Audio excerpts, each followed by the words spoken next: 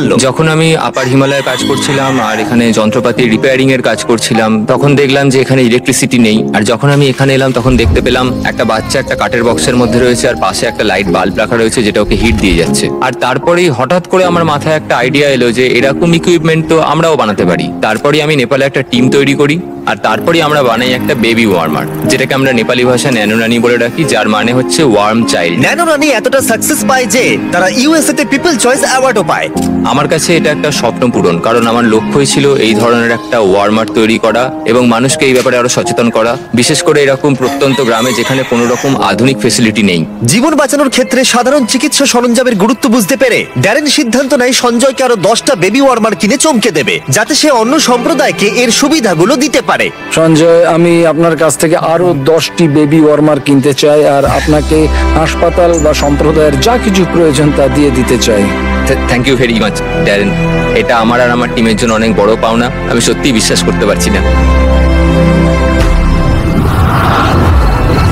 আর মাত্র একটা দিন বাকি, আমরা কনস্ট্রাকশন শেষ করার খুব কাছাকাছি ছিলাম, আর পুরো টিম লাস্ট সোলার প্যানেলটা সাইন করলো।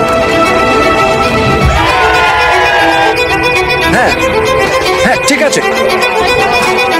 আর লাস্ট সোলার প্যানেলটা ড্যারেনই লাগালো। আমরা একসাথে একটা বিদ্যুৎবিহীন ভাঙা বিল্ডিংকে একটি সম্পূর্ণ চালু হাসপাতালে পরিণত করেছি, যা এই সম্প্রদায়ের 16,000-এরও বেশি মানুষকে পরিষেবা দেবে। আমি সত্যি অনেক কৃতজ্ঞ যে আমরা এখানে আসতে পেরেছি আর এদেরকে একটা উপহার দিতে পেরেছি, যা আগামী প্রজন্মের কাছে, এই মানুষজনদের কাছে একটা অর্থবহ প্রাপ্তি হয়ে থাকবে। এখন রাত ঘনিয়ে আসছে আর এদেরকে অবাক করার সময় এগিয়ে আসছে, তাই আমি আর অপেক্ষা করতে পারছি না। প্রথমবারের মতো আলো জ্বালানোর সাক্ষী হতে পুরো গ্রাম হাসপাতালে এসেছিল। তোমরা কি তৈরি?